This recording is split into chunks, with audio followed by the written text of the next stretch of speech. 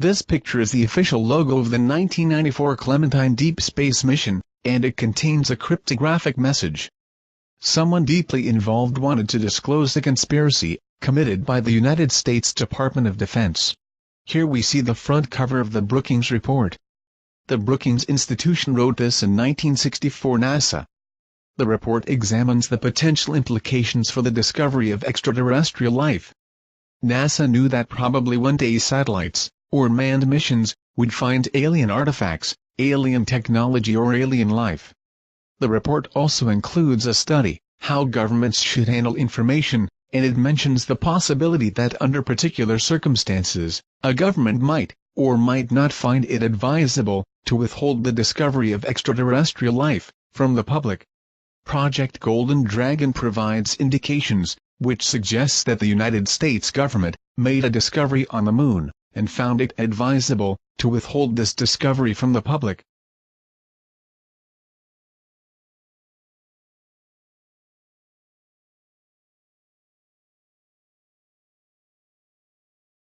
Here you see a drawing of the Clementine satellite, and the two smaller photos show the Deep Space Mission Operations Center, from where Clementine was controlled. On the 25th of January 1994, the Deep Space Program Science Experiment, or Clementine, was sent to the Moon by the United States Department of Defense. The satellite, exposed to extreme heat and cold, had to deal with the high level of radiation. Clementine's sensors looked in the ultraviolet, visual and infrared spectrum. The digital camera, a Thomson MMPC-CD camera, was of military standard, and produced a continuous string of film strips, of 5 kilometers wide. Overhead the lunar South Pole, the satellite flew at an altitude of 425 kilometers. The resolution varied from 7 till 20 meters depending on both sun and camera angle.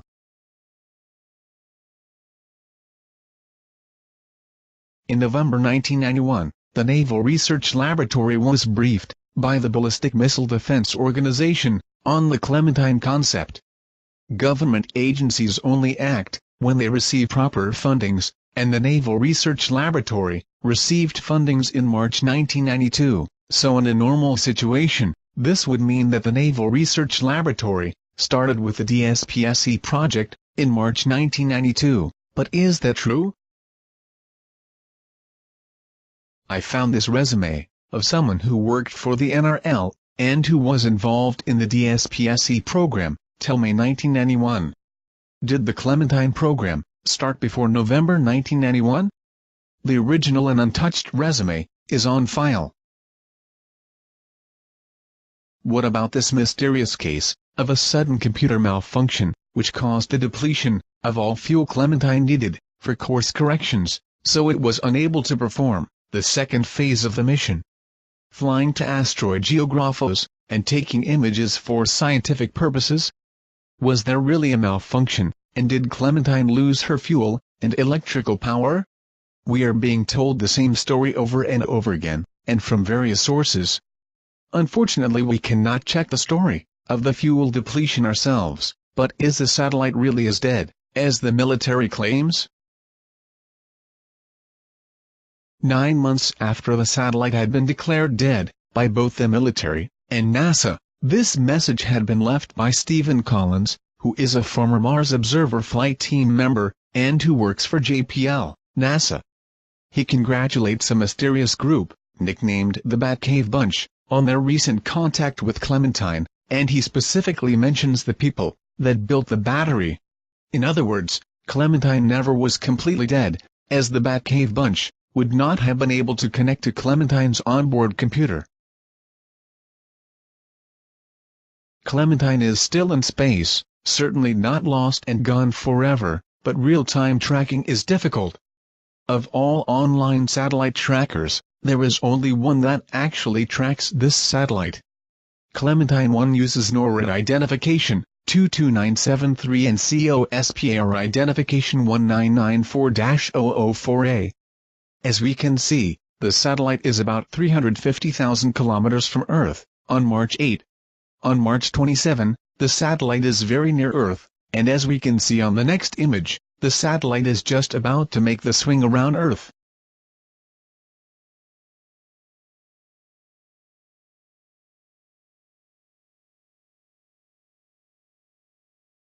According to an official statement made by Colonel Bridges, Director of Defense Information, U.S. Department of Defense, on a press conference on the 3rd of December 1996, Clementine is to be seen as a little planet, moving around the Sun in an 11-year orbit, and it would be back near Earth in 9 years. However, his information does not match today's orbital data, as we clearly see that Clementine is not in an 11-year orbit around the Sun, but in high eccentric orbit with Earth, and based on revolutions per day, she is near Earth 32 times each year, with a closest approach of 801 kilometers. Either the military is not properly informed, the statement false, the transcript not correct, or someone is not telling the truth. This is hypothetical, but should Clementine be operational, then the satellite is Earth's most forward early warning system for any approaching known or unknown objects. With cameras capable of looking in multiple wavelengths, Clementine might be able to detect potential threats from outer space. The old Clementine Internet Browser version 1.5 no longer allows the download of files. When we communicate with the server, we see its unique name, Galileo. The military has never been officially involved in scientific missions before Clementine, but is this a reference to Galileo, which is a scientific and non-military mission from 1989? The United States Department of Defense sent a satellite to the Moon, and the big question is why? There are official readings, but what if there was a hidden agenda?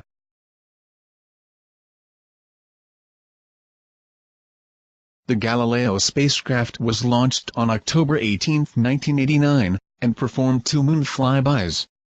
The first one on December 8, 1990, and the second on December 8, 1992. Galileo provided clearer views of the lunar dark side, and the polar regions of the Moon, than all Lunar Orbiter and all Apollo missions. Of all high-resolution images that Galileo took, these photos are the only images available. Is there something on the Moon that we are not supposed to see? Perhaps an activity that produces colorful lights, lightning and temporary coloring of the Moon's surface? This is the front cover of an official NASA report. This report from July 1968 contains hundreds of sightings of transient lunar phenomena. These sudden and short colorings of the Moon's surface have been observed for at least 1,000 years, and often by multiple witnesses. Although scientists claim we see outgassing, or the impact of asteroids on the Moon's surface, there is no real evidence that builds these theories, so it is still a mystery.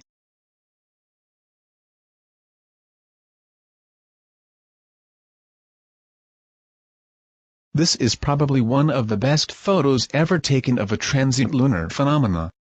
Made by Leon Stewart from Tulsa, Oklahoma, USA, on the 15th of November 1953. Look at the bright spot located between Pallas and Schroeder. Crater Alphonsus is known for reports of glowing reddish clouds. October 26, 1956, Diensmore Alter took photos of the crater in ultraviolet, and he saw blurred rills on the floor. The blur was not visible on the infrared photos, and professional astronomers did not accept his explanation of possible volcanic activity. Another observation concerning Alphonsus was done on November 3, 1958, by Nikolai A. Kozyrev. While looking through the eyepiece of a 50-inch reflector, he observed that the central peak of the crater had an unusual reddish color, and looked blurred. Spectrograms showed the emission of carbon vapor, and this confirmed his observation. Nikolai believed to have seen possible volcanic activity, but his emission results were never officially confirmed. Almost 1 year later, on the 23rd of October 1959, Nikolai Kozyrev reported another sighting of a reddish TLP in Alphonsus, and again the spectrogram showed unusual features. There is great variety in the descriptions of transient lunar phenomena, as they can be star-like, bright and sparkling spots in various colors, red spots, bright clouds, hazy, nebulous or luminous, red or yellow beams of light, and in some cases there are very clear descriptions of lightning on the moon, many in combination with weird moving shadows and glows, vapors, smoky, dark and gray mist, and also reports have been made of volcanoes, visible during a long period of 15 till 30 minutes. Ever since this photo was made available, people thought it was photographed in space. The shape is weird, and indeed it looks like an object flying overhead the moon. It is not. Look what happens when we turn the image and play with the contrast. After rotating the image, we see a bright glow and weird shadows on the moon's surface, so in my view we see a transient lunar phenomena. During the Apollo missions, 200 astronomers from 34 countries worked for LION, the Lunar International Observers Network, part of the Smithsonian Center for Short-Lived Phenomena. LION evaluated Earth-based TLP observations, and tried to verify their observations with those made by the Apollo astronauts. July 19, 1969, German astronomers observed a bright luminescence in crater Aristarchus. NASA was informed and they asked the Apollo 11 astronauts, who are still orbiting the moon in their command module, to look at Aristarchus. It was Neil Armstrong who reported back. "Hey, Houston, I'm looking north up toward Aristarchus now, and there's an area that is considerably more illuminated than the surrounding area. It seems to have a slight amount of fluorescence." Till March 1978 there have been 448 reports of TLP in Aristarchus. This is a photo of Aristarchus, taken by Mike's Astro Imagery on December 17, 2005.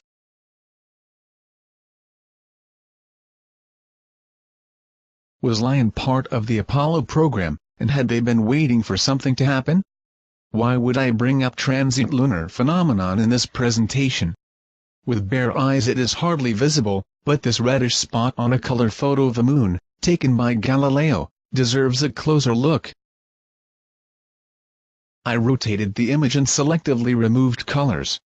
The final result is a photo in grayscale with one red-colored area, located between the Shiner crater and the Blancanus crater. The red area and the moon surface are extremely blurred, but thanks to forensic image software we can deblur and refocus the image to an extent that we can see the smaller craters next to Shiner and Blancanus, and recognize the contours of the moon's surface. With the photo deblurred we clearly see the craters, the TLP area and in the center a tiny bright white spot. This white spot is not created by the software as I will show you. The Shiner and Blancanus crater are located on the lunar south pole, but can be seen by telescope, as the photo on the right taken by a telescope from Earth shows. Is this bright white spot also visible in other photos taken of the moon? As a matter of fact it is. Here are two samples. The first picture comes from Google Moon, and is from Clementine Lunar Internet Browser version 1.5. The bright spot is clearly visible next to the arrow. The second image comes from Clementine Lunar Internet Browser version 2.0. We apparently see the same two craters but from a different angle. The white spot stands out from the rest of the moon's surface.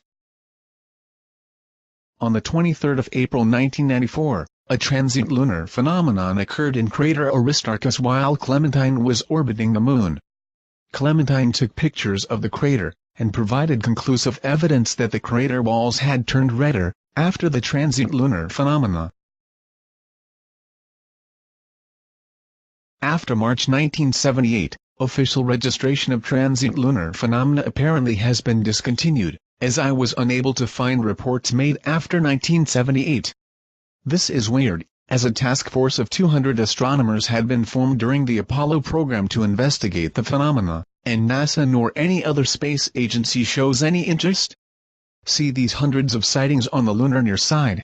Would it not be wise to further investigate this, concerning the safety of astronauts, and in view of planning landing sites for future missions?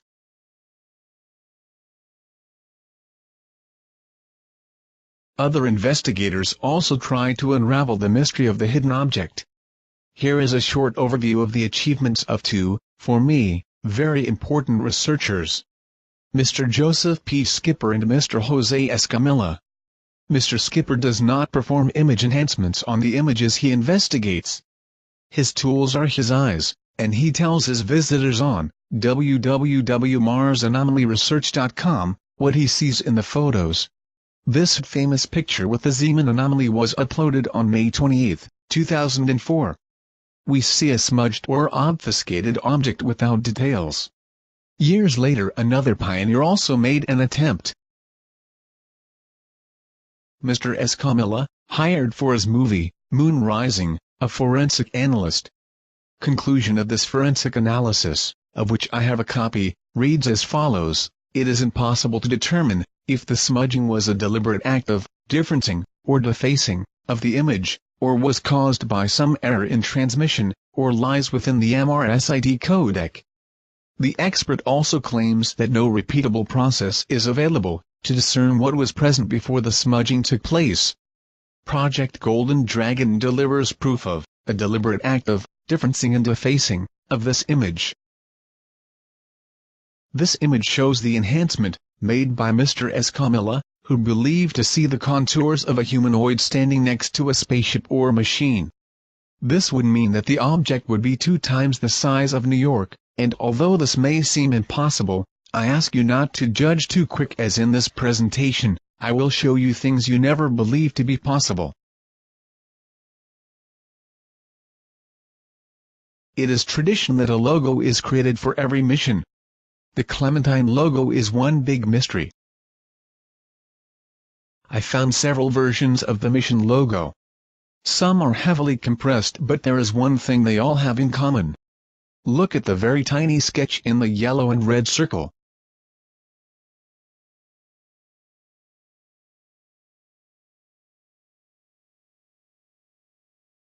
The same tiny sketch on all mission logo, except one, where the object looks blurred and the shape is different.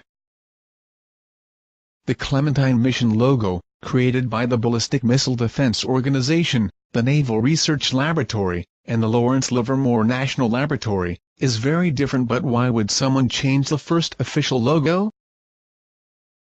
When we look at the many differences, it becomes clear that they must have a very good reason for a different logo. Features have been changed, from male to feminine. We see that the firm hand of a man is now a more gentle grip, and the robe on the left picture changed into a woman's dress on the right, where they also added a necklace and a pickaxe. Conclusion: a stately-looking man, the god Apollo, was changed into a young woman, Clementine, the coal mine. Apollo? Yes, Apollo. Compare the person on the logo with the statue of Apollo, and the face, mirrored, found on the Apollo 17 mission patch.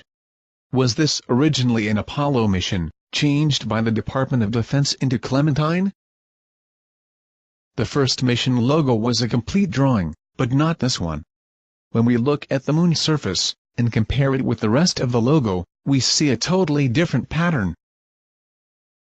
In my view, this logo consists of 2 parts, namely a drawing and possibly a piece cut from a photo, because of the clearly visible compression artifacts. The shield held by Clementine shows 3 4-sided diamonds, but we neither find the shape in the logo of the BMDO, nor in the logo of the Strategic Defense Initiative Organization. What does that mean? Is this another cryptographic message?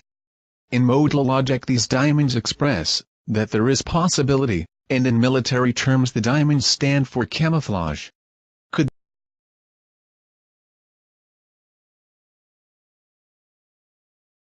Was the Clementine mission a false flag operation? The flag on the moon looks fake, as it does not show the actual numbers of red and white stripes. There should be 7 red stripes, and 6 white ones, but we see 5 of both of them.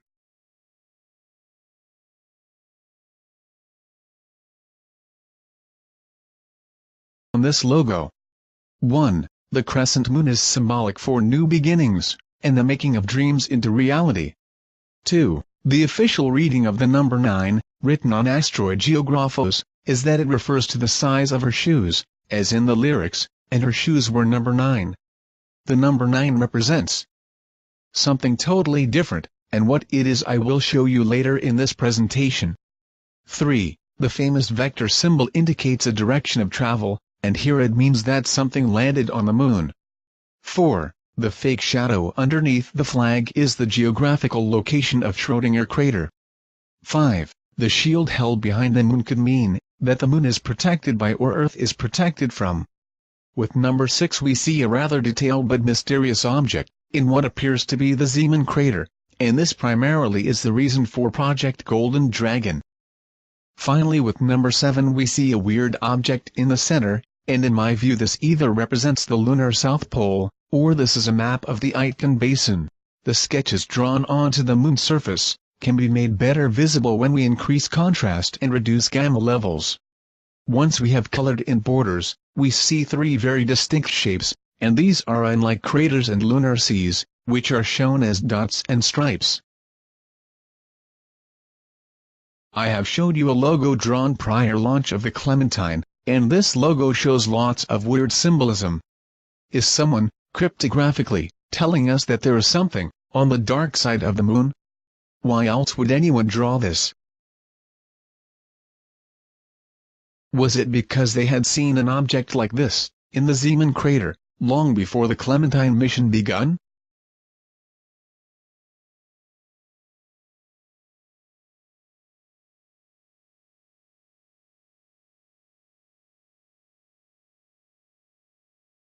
I showed this image to an American professor and asked for his opinion. This is his response. The shape of the strange area is fully compatible with a missing data block. To me, having worked with similar data, it looks like they ran a fairly advanced algorithm to interpolate the missing data block, but these advanced algorithms can sometimes introduce artifacts that look like artificial structures. I can certainly recognize some of these effects right in that image. Now that is really interesting, as what this astronomer and most people do not know, or perhaps tend to forget, is that this image is not a photo but a composition. This is an official quote by the NRL. The ultraviolet and visual camera, with 5 filters, and the near-infrared camera with 6 filters, will each collect overlapping images. Each filter is used along the satellite's ground track, such that complete mapping of the lunar surface, for each of the filters of each camera, will be accomplished during the mapping operation. The high-resolution camera will make a continuous string of overlapping images. Between the 19th of February and the 22nd of April 1994, Clementine made an unknown number of film strips of the moon.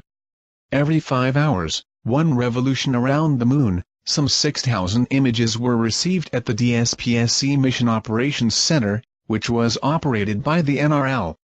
Imagery experts had only 15 minutes to both examine and censor images before they made them accessible to scientists. There was no time for complicated obfuscations, so they used a basic technique which proved to be very successful. At the longitude and latitude of the Zeeman crater, a single scan by Clementine had a width of 5 kilometers and a height of 2 kilometers. This image is put together from 7,590 images, and the size of the object is approximately 98 images. We know that Clementine needed 5 hours for 1 revolution, and 1 revolution means 1 continuous film strip of 6,000 images. The Zeeman smudge is 1 data block of 12 film strips, and this means 12 times 5 hours equals 60 hours.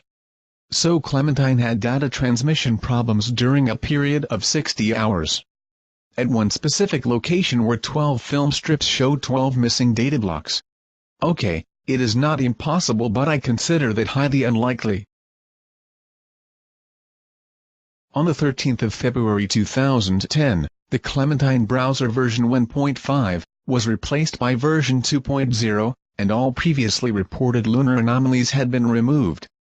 The NRL claims that with version 2.0 the quality of the images dramatically improved.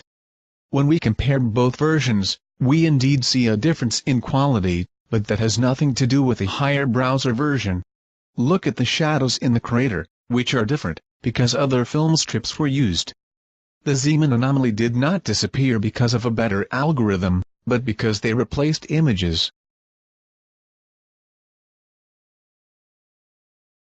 The Moon map in Clementine browser version 1.5 consisted of 170,000 images, but the number of film strips used to make this map is unknown. Until this date no one can tell for sure how many images Clementine produced. I have found 5 websites with each their own official number of images. Let us take a closer look at these sites. The first one is the Naval Research Laboratory. On this website Clementine's captured 1.8 million images, but what do we see on SPUDISLunarResources.com? Now that is interesting. Where the NRL mentions 1.8 million images, the Civil website tells us that Clementine returned over 2.5 million images. That is a difference of 700,000 images. Did they make a mistake? Let us take a look at website number 3, named Applied Coherent Technologies, a civil company responsible for Clementine's moon mapping. The website of ACT also mentions a different figure, namely a data volume of 2 million images. Now we already have 3 websites which do not match, but it gets better. This is the website of the United States Department of Defense, and there we see a much lower figure. According to the United States military, Clementine recorded approximately 1.5 million images. Finally we pay a visit to the Missile Defense Agency, successor of the Strategic Defense Initiative Organization, who is the successor of the Ballistic Missile Defense Organization, who is the initiator of the Clementine mission. What figure do we see here? 1.5 million images. When we do a quick calculation, we see something interesting. There is a maximum deviation of 1 million images between non-military and military organizations. What was so important that a million or more images never have been made accessible to the general public?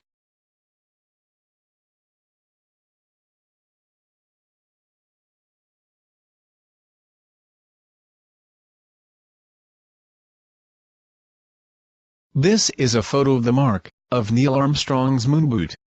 He was the first human to walk on the moon, but was he also the first visitor? Probably not, as I have found another mark.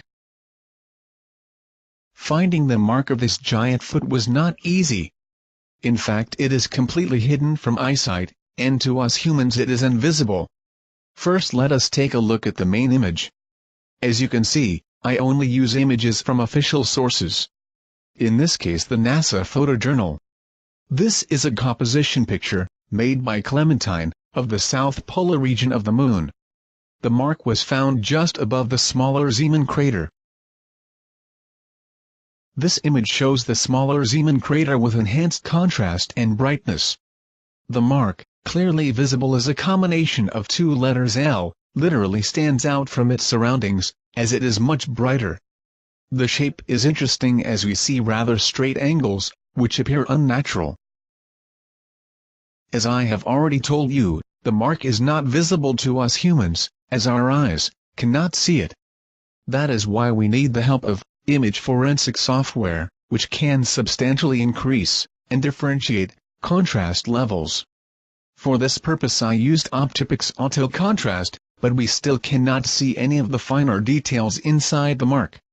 To reveal those details we need micro-contrast software that works on pixel level. Here we see the same image, but this time I divided the area of interest in fields, and performed micro-contrast enhancement of each part. Inside the mark we see vertical, diagonal and horizontal bars, and this does not look natural, but artificial. The tracks stop outside the mark, so these bars we see are not created by the software. After a negative 2D to 3D conversion, we clearly see that this is the mark of a mechanical foot, with perfectly parallel and symmetrical running lines. Notice the size of the foot, which must be tremendous, as it is at least 4,000 meters in length, 2,000 meters wide, and the mark must be 50 meters deep. This truly is the mark of a giant. Fortunately, the camera produced images in the visual, ultraviolet, and infrared spectrum, else I never would have noticed the difference in color, on the crater floor, in the exact location, where the object was standing. Most images published on the internet, hardly show colors, and they all look grayish, so in order to make the colors visible, I used software to stress the various colors, in the image. Here we see the untouched full-resolution image, with reference, UI73S217, taken from CD volume, CL4077. Pictures contain a lot more information than most people are aware of, and with an image analyzer, we can make hidden data visible. Having analyzed this picture, I noticed that it had been manipulated by software, called Image Alchemy, version 1.11, but what exactly does this software do? On the website of Handmade Software Incorporated, we find a manual that explains what the software is capable of. As we can see, the software manipulates computer image files, but what makes it so special is that Image Alchemy can change the number of colors in an image, and color space. Why would someone change colors in an image, unless this someone does not want to reveal true colors? Clementine took images of the moon, in the visual, ultraviolet and infrared spectrum. By using light reflectance, and light absorption properties of material, we are able to determine composition, see abundance of water molecules, detect an alteration through heat, or chemical processes, and if material corroded or eroded. This image comes from MapAPlanetExplorer.com and it shows the Zeeman crater, in the visual, and ultraviolet light spectrum. Everything looks gray and dull, but once we emphasize colors, the surface starts to look different. The surface inside the smaller crater has changed from gray to blue. Notice that the blue material is concentrated inside the crater, and on the crater rim, but outside, there is hardly any blue material. What would this crater, and the moon surface, look like, in infrared? The material has turned into green. Again we clearly see that the concentration of material is inside the crater. This raises questions. What is this material, and why is it located in the exact position of the smudged object? I am no industrial chemist, but to me, this looks like the result of a chemical reaction. By playing around with the wavelengths, we create more color variations. The image in the lower left corner is the result of a combination of bands, 1, 5 and 3, but regardless the wavelength, the colorful material will always show up inside the crater. So this must mean something. Clementine images are unique, and uploaded to other websites, you would expect to see the same colors. However, it appears that someone does not want you to know the true colors of the material in the Zeeman crater. Let us take a look at another NASA website. Welcome to LMMP, which is a NASA website. We use the same base map, and select from the menu, the ultraviolet, and visual, image mosaic. Instant we see that this image is different, as there are no colors. This is a 100% grayscale image. Comparing the two images, we see a difference. What is the reason for NASA to upload a grayscale image, instead of the original color version, and what is this colorful material we are not allowed to see? Perhaps in other material, we can find the answer. There are indications that suggest that Clementine's images may have been manipulated. Is the Zeeman crater hiding something? With bare eyes, the surface appears normal. This changes when we bring out more detail by sharpening edges. On the bottom of the crater, we see weird-looking objects. Are these rocks? Well, if these are rocks, then they are massive. Several hundred meters long and hundreds of meters wide, as this small crater is 22 miles in diameter, and over 2,000 meters deep. Look at the center of the image. Do you see this small chain of objects? Is this really a natural rock formation? I deliberately did not filter any compression artifacts, so you can see that these objects are not created by the software during the process of image enhancement. In the previous chapter, I showed you that the smaller crater contains material of various colors. When we take the original Clementine color image, would we not see these strange objects? Here are two images. The one on top is the original image from Clementine, and the lower image is the color-emphasized version. The blue and green colors we saw must be the weird objects, because the lunar surface around the objects has a different color, namely a light orange tone. There are people who question this observation, and who claim that these green and blue spots are color artifacts created during the processing of the film strips. Interesting theory, but when we look at the latest color image, taken by the Lunar Reconnaissance Orbiter, we see that my theory is confirmed. There is blue and green colored material inside the small crater.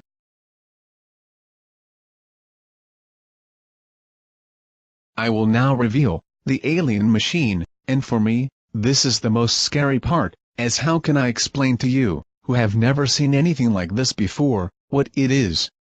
The object may seem unreal, as there is nothing like this on Earth, and there is no way to compare it with something else either. Take for instance the dimensions. The object is 57 kilometers long, 22 kilometers high and 5.5 kilometers wide. This means that it is 2 times the size of New York, and taller than any commercial airplane can fly. Can you possibly imagine what it would like when this object would be standing on Earth? The object on the original image is too small to perform enhancements on, so I had to increase the size of the object, for which I used photo zoom with the S-spline algorithm. Why did other investigators before me fail to reveal the object? The answer is very simple. In reality, there is no smudge. What we see is the result of a method of obfuscation known as clipping, and conventional software simply will not work. Clipping is the conversion from one tone to a new gray or color tone, and by equalizing lighter and darker levels, this results in loss of detail. Details are still there, but our eyes simply can no longer see them. In our case, everything inside the clipped area turned to gray, and this looks like smudge. What remains a mystery is what software they used to perform this type of obfuscation. During the enhancement process, I noticed that the object was partially transparent and translucent, which made it more difficult to bring out details. Another problem I faced was that this was not a photo, but a composition, and the object therefore consisted of 12 film strips, with each their own brightness, contrast and gamma levels.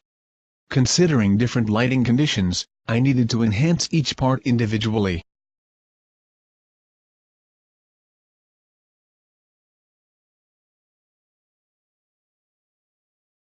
Well, ladies and gentlemen, here it is.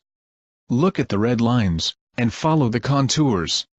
This alien machine matches the shape of the drawing. The Department of Defense already knew prior launch of the Clementine what it would look like and where they would find it. Or do you believe that they could look into the future, and knew that at the Zeeman crater, there would be a series of 12 missing data blocks that matches the shape? I know that for most of you it will be difficult to see details, so I will try to explain what I and others see. The object is three-dimensional, and the skin or hull consists of many parts or scales with different colors. The scales are flexible and extendable, which could move in every direction, so my theory is that we are dealing with a shape-shifting machine. Perhaps one of biomechanical nature, and I would describe it as a gigantic caterpillar, with multiple legs that crawls or walks over the moon's surface. As we all know, digital artifacts do not create shadows of their own. More evidence that we are dealing with something real, and not a missing data block. What you see here is the back of the machine, with a close-up of the leg. The lower part of the machine is fully flexible, and this would allow it to cross all kinds of terrain, and it even could climb mountains. Here we are halfway the machine, where the long extendable neck starts. Next to the end of the large scales, near the yellow arrow, we see these small black lines, which in my view are shadows. There are brighter parts as well, which indicates that it might reflect sunlight, or emit light itself. The machine seems to have an upper body, made of flexible scales, and a lower body, constructed of flexible bundled cables or strings.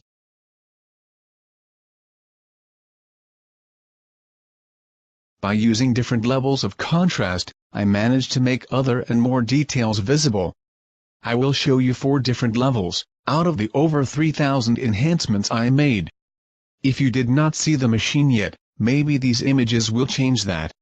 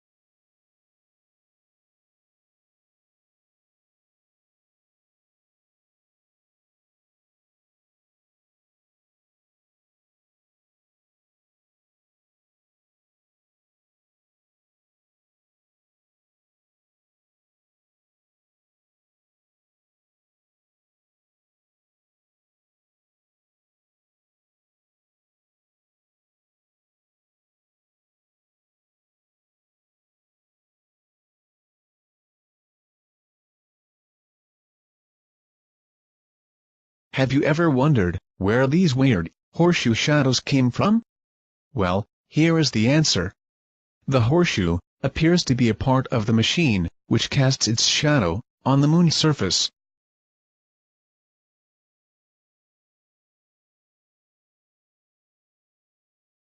Underneath the front of the machine, we see this odd-looking thing. In my view, this is some kind of suction unit, or a device, that can spray chemicals. I will come with an explanation for this theory later in this presentation. First let us examine the suction unit. The lower part of the unit looks square, and there is a large hole in it. In the back, there might be 2 more units. Next to the suction unit, we see 2 strange-looking objects, of which one appears to have multiple legs, and maybe this is my imagination, but I recognize the shape of a Scorpio. Could this be a much smaller machine, standing on the surface? Small is relative, as this little machine is almost 1 kilometer in length. Or are we watching something natural, and this is just a bunch of rocks, and our fantasy is running wild? I tried to make a better enhancement, but this is the best I could make of it.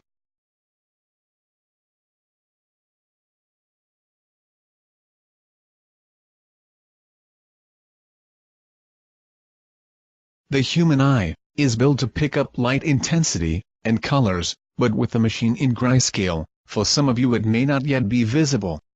A color image would be the best solution, but these images do not exist, or were never made accessible, so where do we get it? There is a way to create colors in a grayscale image, by using a free software called RGB Lights. So, how does it work? First we create from one image a few new images, all equal in size, but with different scale and contrast levels. Then we load these images into the software. One image for each color. The software will join the images and create a new single RGB image. Second step is to separate colors from our RGB image through equalizing. For that special processing, I used Helicon Filter version 4.9.3, which is free software. The process is very simple, and it does not require specific skills. 1. Use the sliders to set the level of saturation. 2. Use the equalizer to select the color tones you wish to see in your image. 3. Select the spectrum sensitivity, and finally step 4 is to use the equalizer to reject the colors from the image you do not wish to see. After the gray to color conversion and the equalization process, we are left with an image with artificially created colors, and the result is unbelievable, as these samples show.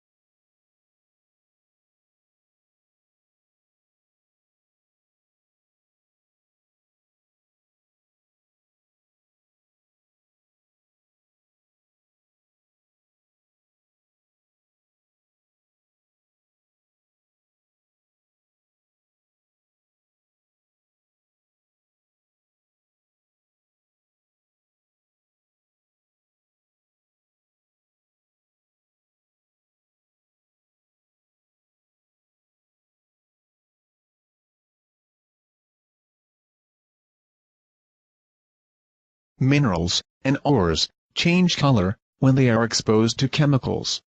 On Earth, we use a combination of acidic solutions and high electrical discharge to extract rare elements. Could this explain transient lunar phenomena, as descriptions mention lightning on the moon, vapors in all colors, smoky mist and moving glows? How else would a highly advanced extraterrestrial civilization excavate the moon? They cannot extract minerals and metals by beaming it from the rocks. They must have technical limitations as well, despite incredible size machines. The floor of the smaller crater shows many different colors, and perhaps we see the result of chemical processing.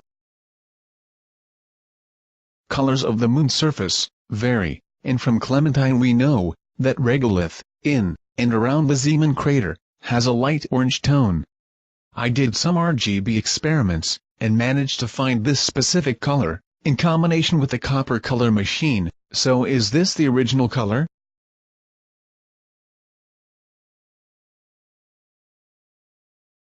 After the color conversion, we see right below the machine, a few small light blue areas.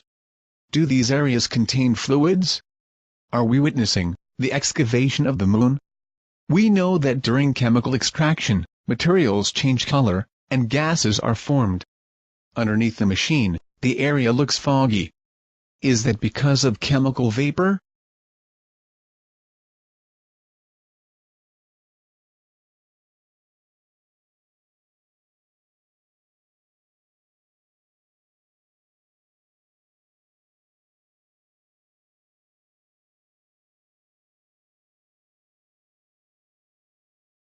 In the Clementine song, the number 9 written on asteroid Geographos refers to the size of Clementine's shoes.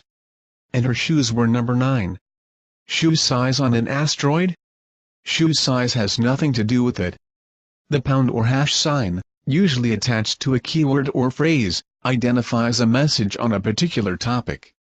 In China, the number 9 is connected with Chinese dragons. Chinese dragons are described in terms of 9 attributes. Their skin is covered with 117 scales, 13 times 9, of which 81, 9 times 9, are yang, positive, and 36, 4 times 9, are yin, negative, or reversed. The number 9 is connected with Chinese dragons? That is interesting, but so is this. Look at the sketch that we found on the logo. Does that look familiar? No? Then you probably are not Chinese, as the shape of this object comes back in Chinese characters.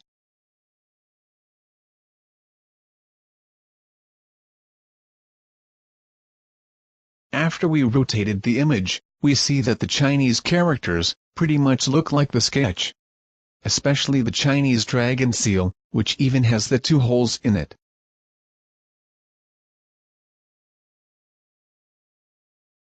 Here we see one of the earliest painted dragons, created in the year 1244 AD. This is one dragon of a total of 9, taken from a hand scroll, called the 9 Dragons, which is now located at the Museum of Fine Art, in Boston, USA. Imagine this. You live in an era without advanced technology. Suddenly you see something incredible, but you have never seen anything like this before, and do not know how to describe it. What do? You start looking around you for objects you know, and you use multiple objects in combination to make a thorough description. My theory is that the Chinese, and other nations as well, saw smaller types of these alien machines on Earth. They archive these events, describing them in stories, making sketches, paintings, and even portray them on shields, banners and flags. Or does this sound strange? How would the ancient Chinese portray a dragon? My theory is that they used specific animal parts to describe it. A Chinese dragon has 9 anatomical features: the head of a camel or horse, the ears like a cow, the fiery eyes of a demon, the horns of a deer or stag, a long neck like a serpent, the scales of a carp, the belly of a frog, the paws of a tiger with 3 or 5 toes, the claws of an eagle with 3 or 5 nails. Also mentioned in ancient descriptions, the dragon has a long beard, spines on the back, a foot rule, which is a large device on the head, and stretched or folded wings. According to Chinese legends, the first dragon ever seen appeared in the sky around 4000 BC. So is the alien machine a Chinese dragon, and does it have the same anatomical features?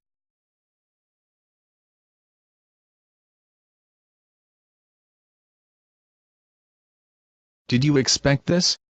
This machine has remarkable similarities with the list of animals the Chinese used to portray a dragon, but why should a dragon be of golden or copper color? Looking at the animals and the colors of the animal parts, we see something remarkable. The head of a camel is brown or light orange, the horns of deer white and brown, the fiery eyes of a demon are yellow or orange like fire, the colors of a tiger's paw are yellow, copper and orange, eagle claws are mostly brown and yellow, the belly of a frog is described as white, brown or yellow, and the scales of a carp often look brown, copper or golden. This indeed looks like the colors in our machine.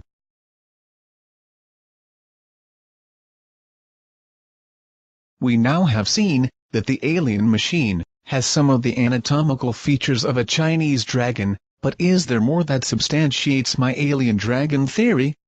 As a matter of fact, there is. Take a look at this image for example. Dragons had an almost unlimited range of supernatural powers. They could shapeshift, change their color, as an effective form of camouflage, or they could glow in the dark. The colors of Chinese dragons vary, but most dragons vary from greenish to golden.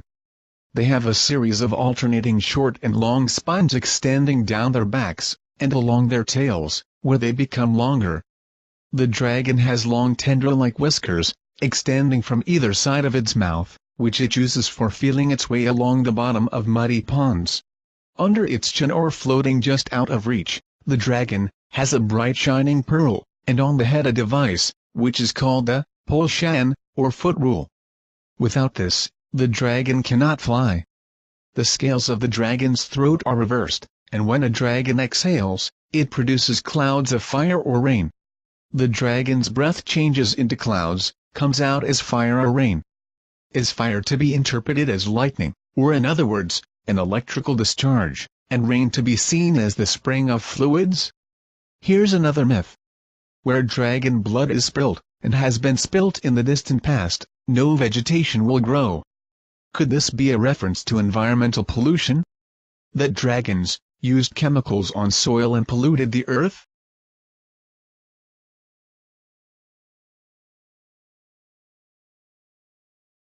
When the Chinese would see this alien machine flying through the heavens, lit by sunlight, what would it look like? Perhaps like a dragon on fire, and is that why dragons spit fire?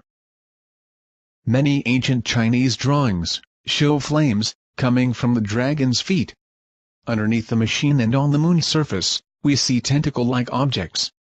In the painting we recognize the two long antennae or whiskers, and we see those as well in our alien object, so we found two more similarities.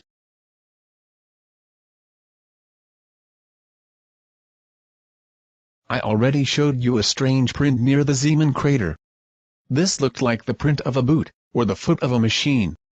What I have not shown you is a further enhancement of this print. To reveal the footprint of the dragon, I used software called BAS Relief.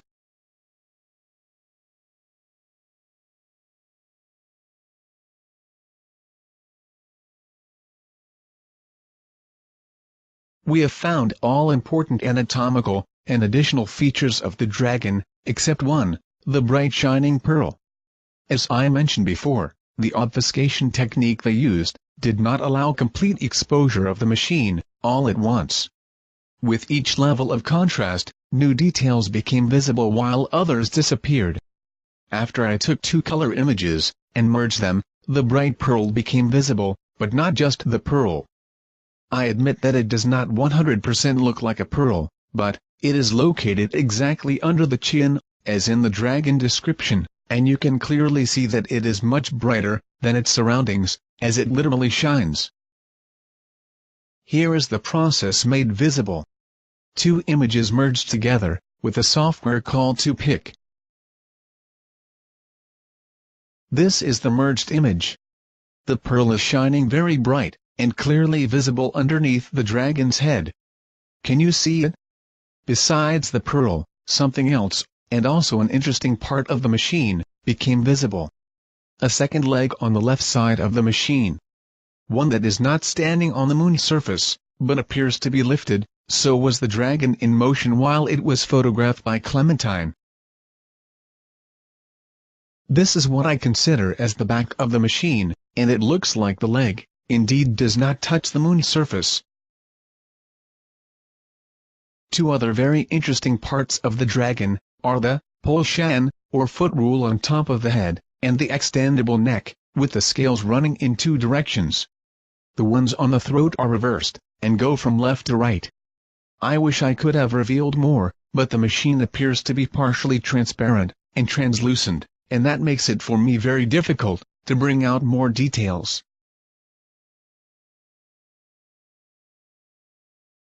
Is there anyone who could confirm the existence of alien technology on the moon? Yes, people who have said to testify for the United States Congress, as part of the UFO Disclosure Project. Unfortunately, the Paradigm Research Group was not interested in my research, and did not care about my findings, so I hope that someone, one day, will come forward and confirm the Clementine cover-up and the existence of these alien dragons. Project Golden Dragon started back in 1998, and I had no idea of the incredible things I would discover. You have just seen a very small part of my research, and I hope that it has opened your eyes. We are not alone in the universe. Dragons visited us in the past, possibly looking for material to excavate. They left Earth, as perhaps they did not find what they were searching for, or the dragons did not want to further endanger life on this planet. Fact is that the presence of dragons was documented by the Chinese, and many other nations.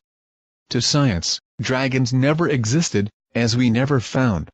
bones or other pieces of evidence, and therefore we have never paid real attention to the possibility that dragons really exist.